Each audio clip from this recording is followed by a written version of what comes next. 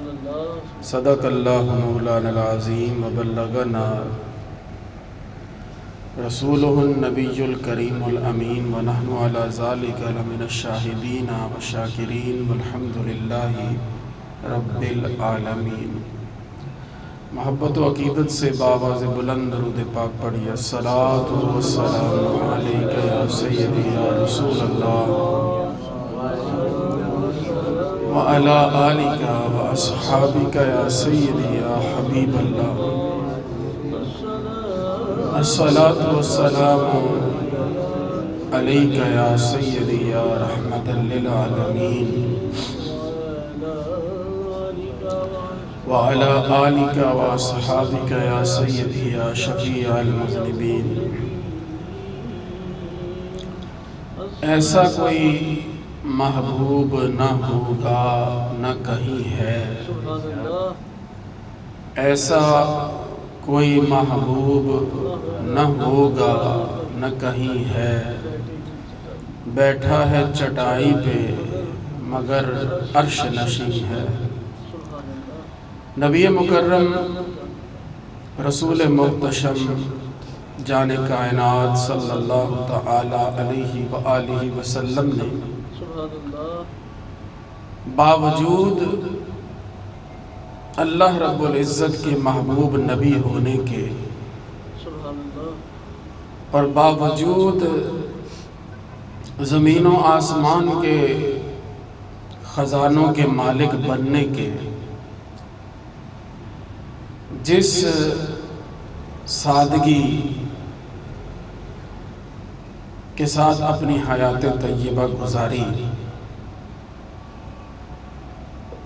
وہ آپ کے ساتھی صحابہ کرام کے لیے اور پھر بعد میں آنے والے مسلمانوں کے لیے واقعی ایک قابل رشک نمونہ ہے۔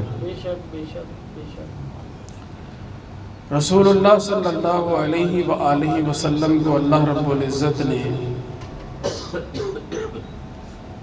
کیا کچھ نہیں عطا فرمایا، لیکن ان تمام رحمتوں کے ہوتے ہوئے، ان تمام دنیا و آخرت کی بادشاہیوں کے ہوتے ہوئے، آقا کریم صلی اللہ علیہ وآلہ وسلم نے عبد نبی بننے کی خواہش کا اظہار کیا۔ ایک حدیث میں آتا ہے، جبرائیل امین علیہ السلام آقا کریم صلی اللہ علیہ وآلہ وسلم کے پاس ہے۔ اس وقت صورتحال یہ ہے کہ آقا علیہ السلام نے بھوک سے اپنے پیٹ مبارک پر پتھر باندھ رکھے ہیں، اور کوئی ایسی چیز میسر نہیں کہ جس کو کھایا جا سکے۔ رب کریم نے جبرائیل امین علیہ السلام کو بھیجا، اور آپ ابھی آقا علیہ السلام سے گفتگو فرما رہے تو اچانک سرکار نے ایک آواز سنی۔ حضور نے حضرت جبرائیل سے پوچھا، یہ کیسی آواز ہے؟ تو بتایا کہ یہ حضرت اسرافیل علیہ السلام ہیں، جو ابھی آپ کی جانب چل پڑے ہیں، اور یہ اس لیے آ رہے ہیں کہ رب کریم نے ان کو دو طرح کے معاملات دے کر آپ کے پاس بھیجا ہے، آپ ان میں سے جو چاہیں اختیار کر لیں، وہ سلسلہ ہو جائے گا۔ تو حضرت اسرافیل علیہ السلام سرکار کے پاس آئے، عرض کیا، یا رسول اللہ صلی اللہ علیہ وسلم، آپ اللہ رب العزت کے محبوب ہیں، اور آپ کا اس طرح کے عالم میں زندگی بسر کرنا، یہ بات پھر کچھ عجیب سی نہیں لگتی؟ تو اللہ رب العزت نے دو طرح کی چیزیں مجھے دے کر آپ کے پاس بھیجا ہے کہ آپ بتا دیجئے کہ آپ کیا چاہتے ہیں۔ اعلیٰ حضرت نے فرمایا نا کہ خدا کی رضا چاہتے ہیں دو عالم، خدا چاہتا ہے رضا محمد۔ آپ چاہیں تو آپ بادشاہ نبی بن جائیں، جیسے حضرت داؤد علیہ السلام تھے، حضرت سلیمان علیہ السلام تھے۔ اللہ رب العزت نے ان کو بادشاہی عطا فرمائی۔ آپ چاہیں تو بادشاہ نبی بن جائیں اور چاہیں تو آپ عبد نبی بن جائیں۔ تو جب آقا علیہ السلام کے آگے یہ دو باتیں رکھی گئی تو جبرائیل علیہ السلام نے حضور کو مشورہ دیا کہ یا رسول اللہ آپ عبد نبی بننے کو پسند فرما لیں۔ سبحان اللہ، کیا بات ہے، سبحان اللہ۔ تو آقا کریم صلی اللہ علیہ وآلہ وسلم نے حضرت اسرافیل سے پھر فرمایا کہ میں عبد نبی بننا پسند کروں گا۔ سبحان اللہ۔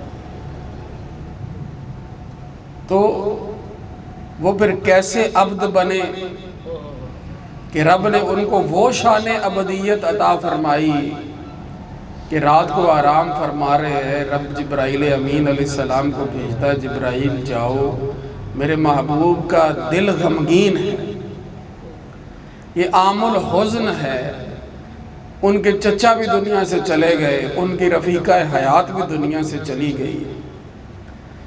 اب لوگ یہ سمجھ رہے ہیں کہ یہ اب دین کا کام نہیں کر پائیں گے، کہ ان کے بڑے بڑے جو سہارے تھے وہ ٹوٹ گئے ہیں، تو محبوب کا دل آزردہ ہے، جاؤ انہیں ہمارے پاس لے آؤ، ہم انہیں اپنی زیارت کراتے ہیں۔ واہ واہ واہ، سبحان اللہ، ہم اپنی زیارت کرا کے ان کے دل کو ٹھنڈا کرتے ہیں۔ سبحان اللہ، کیا بات ہے جی، کیا بات ہے، واہ واہ۔ تو تب اللہ رب العزت نے آقا کریم صلی اللہ علیہ وآلہ وسلم کو معراج کا معجزہ عطا فرمایا۔ اقبال کہتے ہیں نا کہ عبد دیگر عبد ہو چیزیں دیگر۔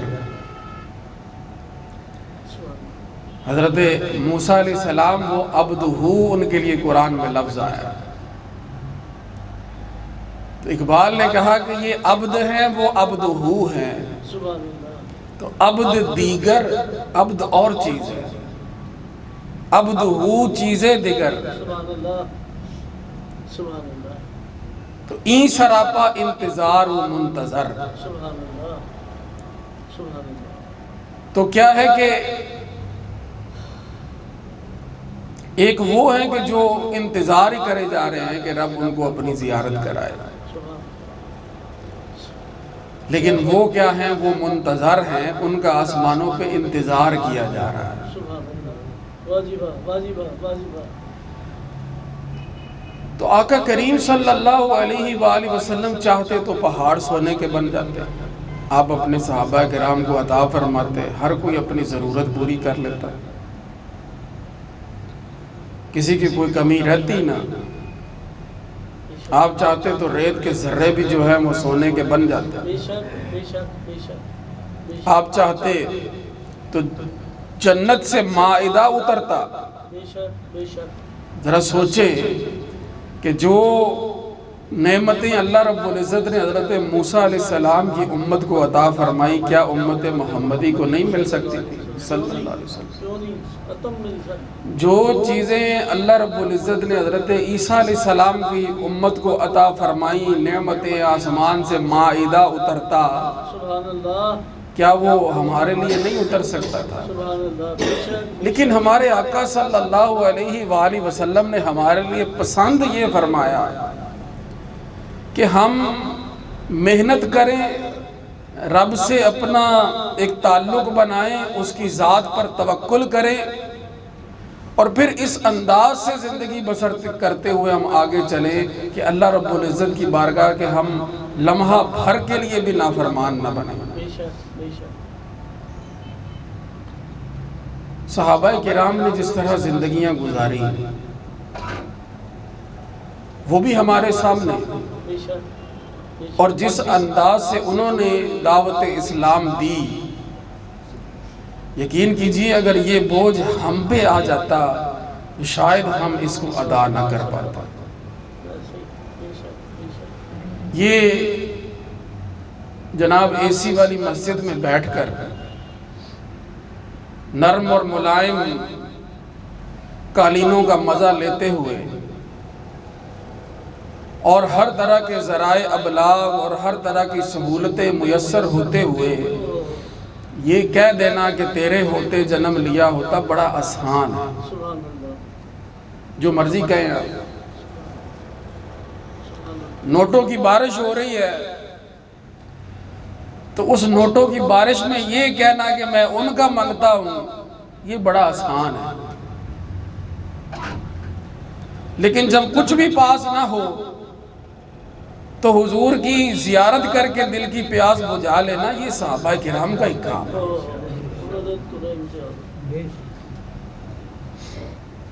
آج ذرا سی طبیعت خراب ہو جائے تو بھلے جتنا مرضی ٹائم دیا ہوا ہو کسی محفل میں جانے کا انکار کر دیتے ہیں، تمہاری طبیعت ہی نہیں ٹھیک، لاکھوں روپیہ ایڈوانس لیا ہوا ہوتا ہے جناب، وہ بھی بعد میں ان کو دینا وہ گراں گزرتا ہے۔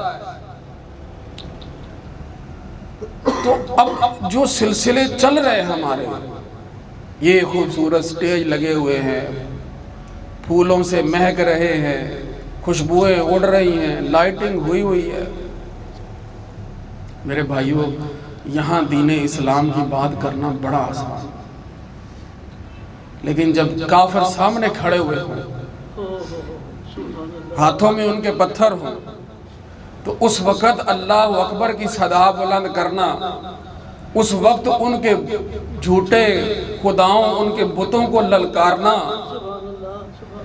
یہ صحابہ کرام کا ہی شیوا اور وطیرہ رہا ہے، یہ انہی کا کام ہے، یہ ہم نہیں کر سکتے۔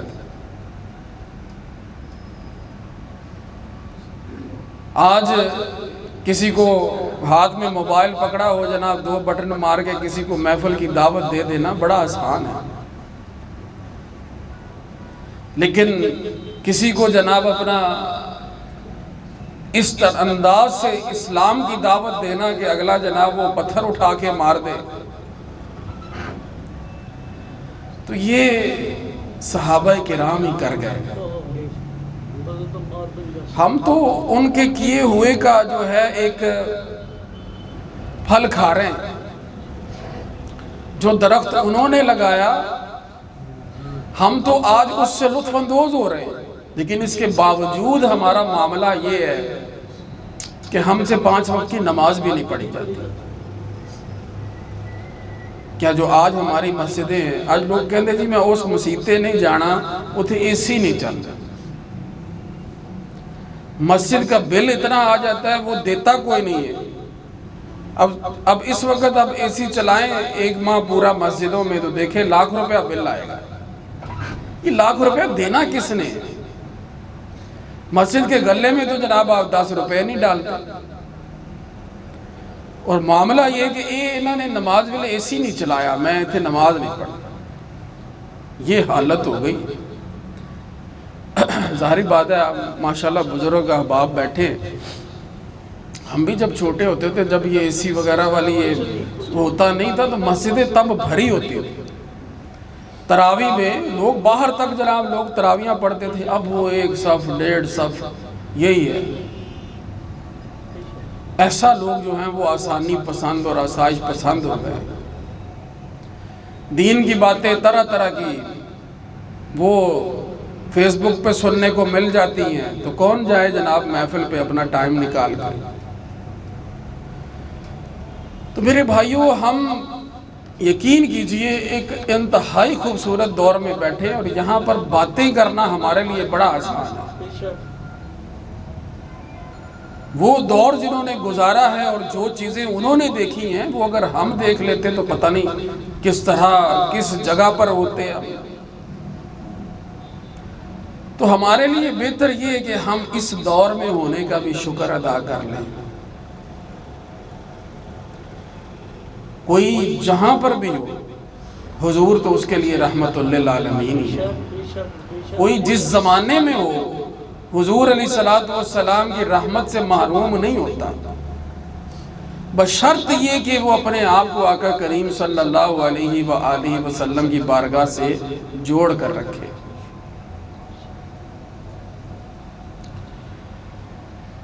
تو صحابہ کرام نے جس انداز سے اپنی زندگیاں گزاری اور دین کے لیے جو قربانیاں دیں، یہ انہی کا کام ہے اور وہ کر گئے۔ اب ہمارا کام کیا ہے؟ ہمارے تو جناب علماء ہی صحابہ کرام کی اولیت پر افضلیت پر لوگوں کو لڑا رہے ہیں، حالانکہ یہ کام ہی نہیں تمہارا، یہ کام ہے ہمارا۔ ہمارا کام یہ ہے کہ حضور کے ہر صحابی سے محبت کرنا اور اپنے نماز روزے کا خیال کرنا۔ وہ کلن وعد اللہ الحسنہ میں شامل ہیں، ہم شامل ہیں۔ کیا بات ہے، کیا بات ہے، سبحان اللہ۔ اللہ نے ان کے لیے فرمایا ہے کلن وعد اللہ الحسنہ، ہم نے ان سب کے لیے حسنہ کا وعدہ فرمایا۔ ہمارے لیے تو کوئی بھی بات نہیں آئی، ہمیں تو محنت کرنی پڑے گی، ہمیں تو وہ سارے باقی جو آیات جو ہمارے لیے آئی ہیں ہمیں تو ان پر عمل کرنا ہے۔ لیکن ہم لگے کدھر ہیں؟ ہم ادھر لگے جی وہ فلاں افضل ہے، فلاں نہیں ہے، فلاں کا جو ہے وہ جناب جو ان کو نہیں مانتا وہ پھر یہ ہے، تو جو ان کو نہیں مانتا۔ عجیب صورتحال بنی ہوئی ہے۔ تو یہ لوگوں کو دین سے دوری کا باعث بن رہا ہے یہ رویہ۔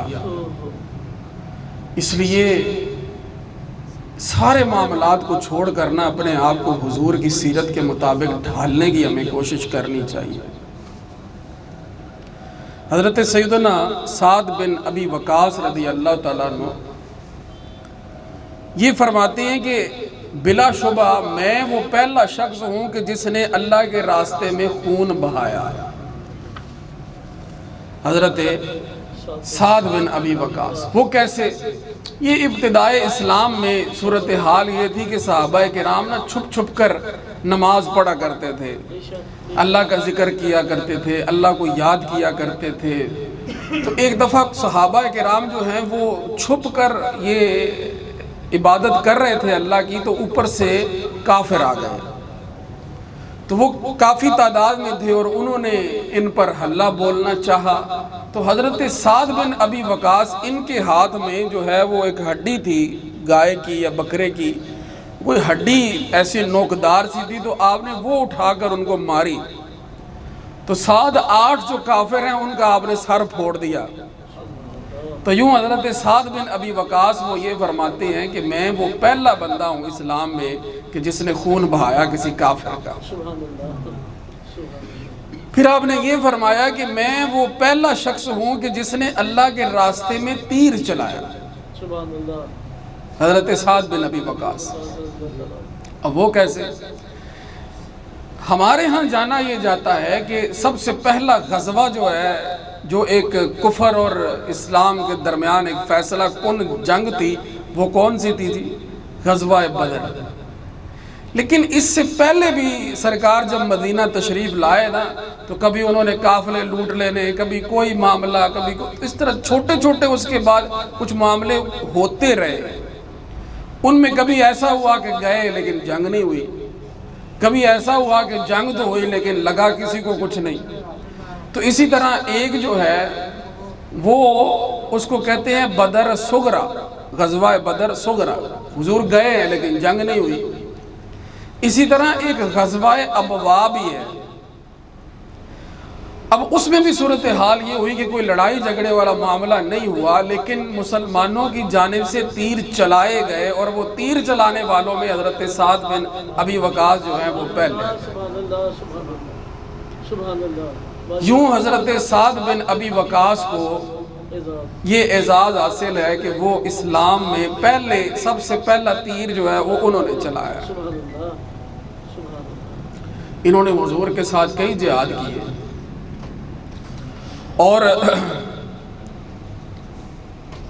اور سرکار علیہ الصلوۃ والسلام کے ساتھ انہوں نے کئی جو ہے وہ جنگوں میں انہوں نے حصہ لیا ہے۔ اب وہ فرماتے ہیں کہ میں خود کو صحابہ کرام کی جماعت میں جہاد کرتا ہوا دیکھ رہا ہوں، یعنی ایک وقت جو ہے وہ ایسے میرے ذہن میں چل رہا ہے۔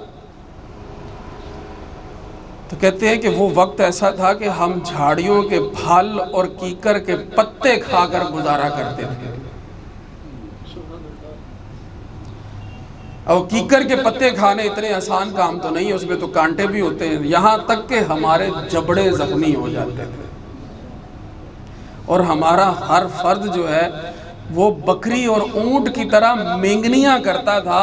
یہ صورتحال بنی ہوئی تھی اس وقت۔ یہ حضرت سعد بن ابی وقاص اپنے کسی غزوہ کا ذکر فرما رہے ہیں۔ یہ سرکار علیہ السلام نے حضرت ابو عبیدہ بن جراح رضی اللہ تعالیٰ عنہ کی امارت میں ایک جو ہے وہ گروہ کو بھیجا جب جہاد کے لیے، تو حضور علیہ السلام نے انہیں توشے کا ایک تھیلا دیا تھا ساتھ، لیکن وہ آگے معاملہ اتنا جو ہے وہ بڑھ گیا کہ وہ ایسے گزارا کرنا پڑ گیا کہ حضرت سیدنا ابو عبیدہ بن جراح سب کو اس میں سے جو ہے وہ ایک ایک چلو بھر کے وہ کھجوروں کا دیتے تھے، لیکن پھر وہ کمی پڑ گئی، پھر ایک ایک کھجور پر گزارا کرنا شروع کر دیا، پھر وہ کھجوریں بھی ختم ہو گئیں، تو پھر اس کے بعد انہیں جھاڑیوں کے پتے اور کیکر کے پتے کھانے پڑے۔ اس طرح سے انہوں نے گزارا کر کے اس معاملے کو پورا کیا۔ تو یہ ہے صحابہ کرام کا طریقہ کار، اور ان کی زندگی کی انہوں نے دین اسلام کی خدمت کس طرح سے کی ہے۔ تو آقا کریم صلی اللہ علیہ وآلہ وسلم آپ ارشاد فرماتے ہیں کہ مجھے اللہ کی راہ میں جتنا ڈرایا گیا نا، کسی کو اتنا نہیں ڈرایا گیا، بے شک بے شک بے شک۔ اور مجھے اللہ رب العزت کی راستے میں جتنی تکلیفیں دی گئیں نا، اتنی کسی اور کو نہیں دی گئی۔ محفل میں اچھا لنگر نہ ملے نا تو اب ہم محفل میں نہیں جاتے، ہوتے تھے لفظ ہے کچھ نہیں۔ کیا ایسی بات نہیں تھی؟ ایسا ہی محفل میں لوگوں کو بلانے کے لیے بھی لنگر کا کام کرنا پڑتا ہے، لوگوں کو کسی نہ کسی طریقے مطلب ایک رغبت دلانی پڑتی ہے، اشتہار پہ نیچے لکھنا پڑتا ہے کہ محفل کے بعد جناب وسیع لنگر کا انتظام ہوگا، سبحان اللہ ماشاءاللہ۔ پھر لوگ خوش ہوتے ہیں۔ جہاں کوئی بڑا جناب اپنا بڑی محفل ہو، اچھا لنگر ملتا ہو، کوئی بکرے پکے ہوئے ہوں، تو وہاں پہ جا کے جناب وہ لوگ بڑے خوش ہوتے ہیں، جناب یہاں پہ بڑا اچھا سسٹم، شادی کرنی ہے تب بھی کھانا کھلانا ہے، کوئی مر جائے تب بھی کھانا کھلانا ہے، ہر جگہ پہ یہی سلسلے۔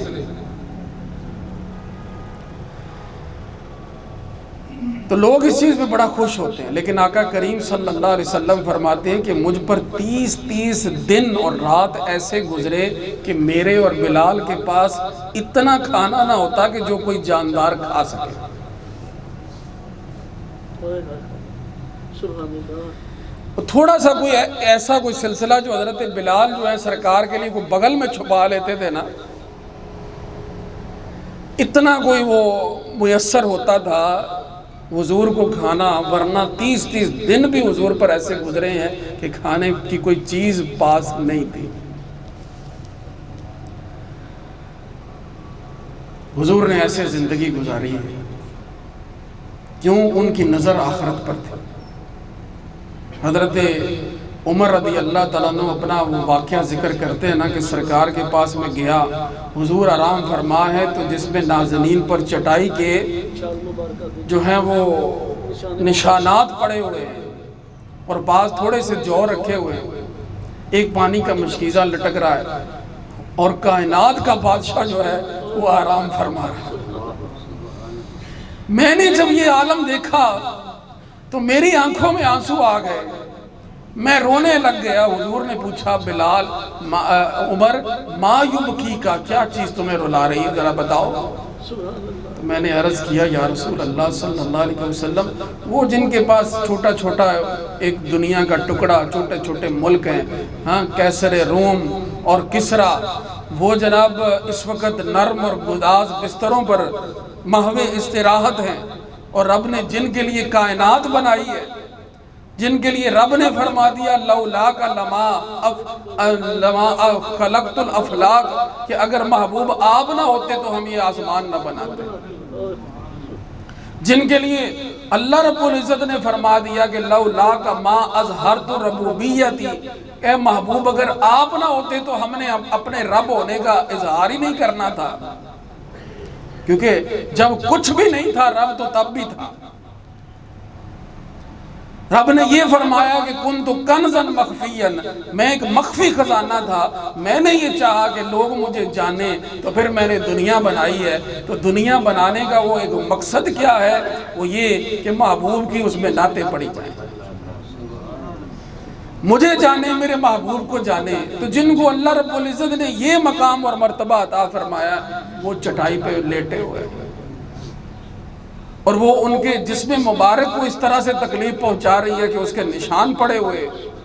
تو آقا کریم صلی اللہ علیہ وآلہ وسلم نے فرمایا اے عمر، کیا تو اس بات پر راضی نہیں سبحان اللہ، کہ ان کے لیے دنیا ہو ہمارے لیے آخرت ہو؟ سبحان اللہ، دائمی حیات مبارک، ان کے لیے دنیا ہمارے لیے آخرت۔ تو حضور نے ہماری بھی نظر تو آخرت کی طرف کرائی۔ دنیا کے معاملات جو ہیں اس میں انسان کسی کی طرف دیکھے کہ اس کے پاس یہ سہولت ہے، یہ سہولت ہے، اللہ پاک نے اتنا جس کو دیا ہے نا کہ جس کی ہر مشکل حل ہو رہی ہے، جو معاملہ سر پہ آ رہا ہے وہ نبٹ رہا ہے، اسے اللہ کا شکر ادا کرنا چاہیے، وہ بہت سو سے اچھا ہے، اور اسے یہ شکر ادا کرنا چاہیے کہ رب نے اس کو اپنا ذکر کرنے کی، اپنے محبوب کا ذکر کرنے کی توفیق دی ہے۔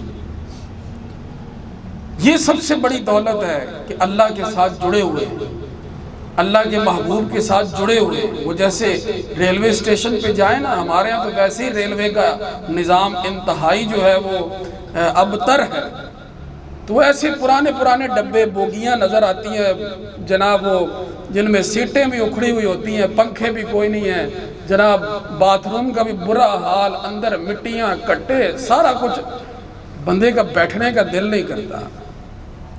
لیکن کیا ہے کہ اس کا وہ کنڈا جو ہے نا جی وہ ٹھیک ہے، تو انجن اس کو جہاں چاہے کھینچتا پھرے، وہ ہر جگہ جا سکتا ہے۔ جہاں مرمت ہونی وہاں پر بھی تو چلا ہی جائے گا نا، تو مرمت تو ہو ہی جائے گی کسی نہ کسی دن، بندہ وہاں پہنچے تو صحیح۔ سبحان اللہ، تو جس کی ایک خوبصورت ڈبہ ہو جناب، ہم نے منگوایا ہے چائنا سے، اے سی بھی لگایا ہے اندر، ہر طرح کا آٹومیٹک سسٹم ہے، اس میں سینسر لگے ہوئے ہیں، لیکن کنڈا نہیں ہے، وہ تو بیچارہ کھڑا ہی رہے گا نا، پھر وہ کہاں جائے گا؟ تو بس وہ اپنی نسبت کا جو کنڈا ہے نا اس پہ ہم ناز کر لیں، سبحان اللہ، اور حضور کا اسوہ سامنے رکھ لیں، شکر کی توفیق مل جائے گی۔ کیا ہم پر کبھی 30 دن گزرے ہیں کبھی نہیں، کہ کھانا نہ کھایا ہو؟ کبھی ایسا نہیں، کیا کبھی ہم نے ایسی روٹی کھائی ہے کہ ہمیں صرف گزارے لائق روٹی ملی ہو؟ لیکن پھر بھی جناب ہماری باتیں ہی اور ہیں کہ اللہ رب العزت نے فرما دیا کہ شکر کیا کرو، میرے بندوں میں شکر گزار بہت تھوڑے۔ حضرت انس بن مالک فرماتے ہیں کہ سرکار کے دسترخوان پر کبھی صبح اور شام کھانے میں روٹی اور گوشت اکٹھا نہیں دیکھا گیا۔ سبحان اللہ، سبحان اللہ، سبحان اللہ، روٹی اور گوشت اکٹھا مطلب حضور پسند فرماتے تھے کہ سرید بنا ہو، گوشت کا جو ہے وہ شوربہ ہو، اس میں روٹی جو ہے وہ ڈالی گئی ہو، اس کو وہ نرم سی غذا بنائی گئی ہو۔ لیکن آقا علیہ الصلوۃ والسلام کی اپنی ذات کے لیے کبھی نہ صبح نہ کبھی شام حضور کے دسترخوان پر یہ دو چیزیں یوں کبھی جمع نہیں دیکھی گئی۔ ہاں کبھی ایسے ہوا کہ جب کہہ لیں کہ کسی کے ہاں مہمان حضور گئے ہیں تو انہوں نے کوئی انتظام کر دیا، یا حضور کے ہاں کوئی مہمان آئے ہیں، حضور نے کسی کی دعوت کی ہے تو تب آپ نے ایسے کھانے کا اہتمام کیا ہے، وگرنہ حضور علیہ الصلوۃ والسلام کا دسترخوان اس پہ ایسا کھانا نہیں ہوتا تھا۔ ہون جناب اپنا کہہ لو کہ شیش کباب بھی لے آؤ، ملائی بوٹی بھی لے آؤ، چکن جل فریزی بھی لے آؤ، فلاں بھی لے آؤ، فلاں بھی لے آؤ۔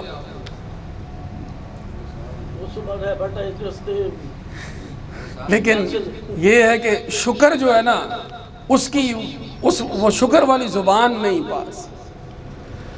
اللہ اکبر کبیرہ۔ حضرت نوفل بن ایاز حضلی فرماتے ہیں کہ سیدنا عبد الرحمن بن عوف ہمارے ساتھ تھے۔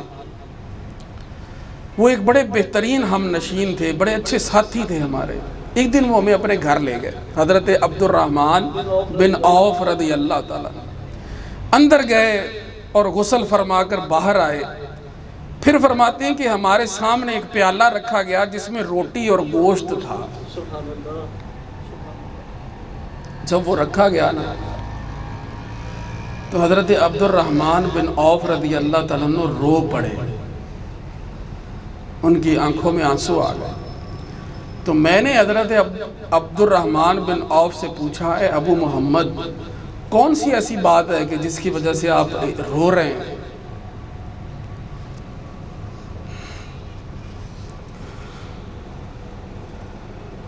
تو حضرت عبد الرحمن بن عوف رضی اللہ تعالیٰ عنہ نے فرمایا کہ حضور دنیا سے چلے گئے،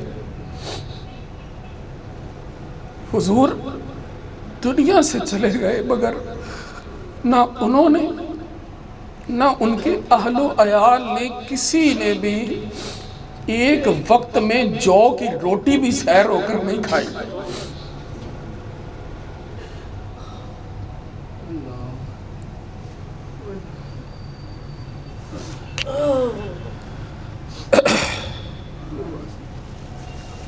نعرہ تکبیر، بس ایک مشکیدہ اور چٹائی، بس ایک مشکیدہ اور چٹائی، یا ذرا سے جاؤ اور ایک چار پائی، یہی ہے کل کائنات جن کی۔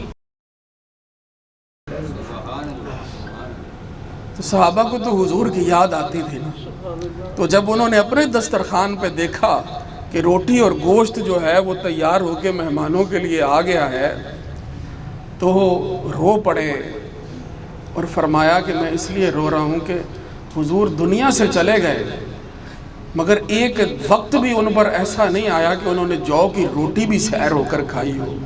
پھر آگے ایک اور بات بھی فرمائی۔ آج اتنی نعمتیں ہم بھی ذرا سامنے رکھ کے حضرت عبد الرحمن بن عوف کی بات کو ذرا سمجھنے کی کوشش کریں۔ وہ فرماتے ہیں کہ میرا خیال ہے کہ ہمیں جس لیے پیچھے چھوڑا گیا ہے نا، اس میں ہماری بہتری نہیں ہے۔ میرا خیال یہ ہے کہ ہمیں جس لیے پیچھے چھوڑا گیا ہے کہ ہمارے لیے اب نعمتیں کھل رہی ہیں، ہمارے لیے اب آگے سلسلے بڑھ رہے ہیں، اور ہمارا جو معاملہ ہے وہ اب بہتری کی جانب جا رہا ہے بظاہر طور پر، لیکن فرماتے ہیں کہ میرا یہ خیال ہے کہ ہمیں جس لیے پیچھے چھوڑا گیا نا، کیونکہ خیر القرون کرنی وہ تو وہی زمانہ تھا، سبحان اللہ، کیا بات ہے، وہ تو حضور کا زمانہ تھا۔ ثم الذین یلونہم، ابھی یہ اس زمانے میں ہے کہ جس کو کہا جا رہا ہے ثم الذین یلونہم، پھر جو اس زمانے کے ساتھ ملا ہوا ہے، تو وہ اس میں اپنی بہتری شمار نہیں کر رہے۔ ہم آج 1400 سال دور رہ کے کیسے بہتری شمار کر سکتے ہیں؟ بس اللہ رب العزت سے ہمیں عافیت مانگنی چاہیے، ہمیں اللہ رب العزت سے حضور کی بارگاہ کی جو ہے وہ نیاز مندی مانگنی چاہیے کہ مولا تو نے اتنا کچھ ہمیں عطا فرمایا ہے، ہمیں اسے دین کے لیے خرچ کرنے کی بھی توفیق عطا فرما۔